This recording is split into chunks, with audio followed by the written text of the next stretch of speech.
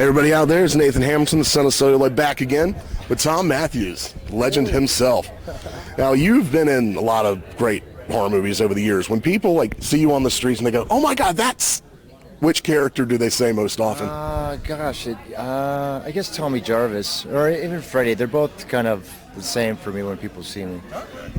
Yeah. Now, you worked very closely with James Karen on the first two movies.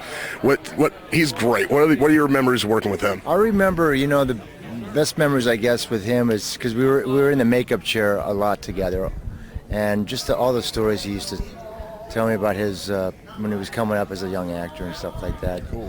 And he's just a great energy to have around, and if I was a producer, I would just hire him just because he just has a positive attitude when he's on the set and stuff.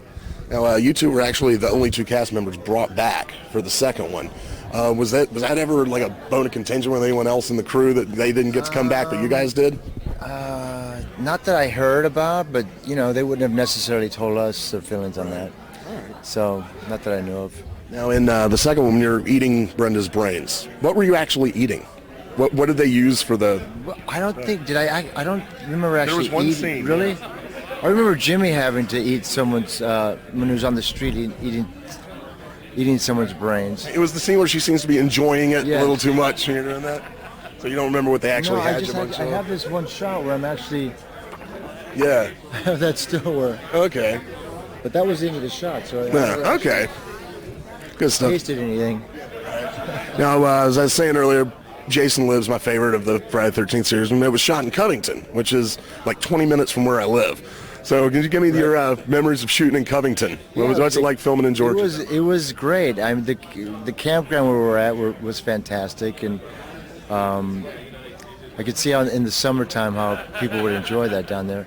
It was a very sleepy town, The big thing was for the kids was to, on a Friday or Saturday night, was to get in the cars and do the loop. The one in the Walmart parking lot? And the loop was just driving around in the parking lot, going in a big circle. You were the third person to play Tommy Jarvis. Did you go back and look at any of the other portrayals and try and bring any of their stuff into it, or were you just go in your own direction No, with I just kind of did my own thing. I did look at the history of the series, but as an actor, you can only use yourself.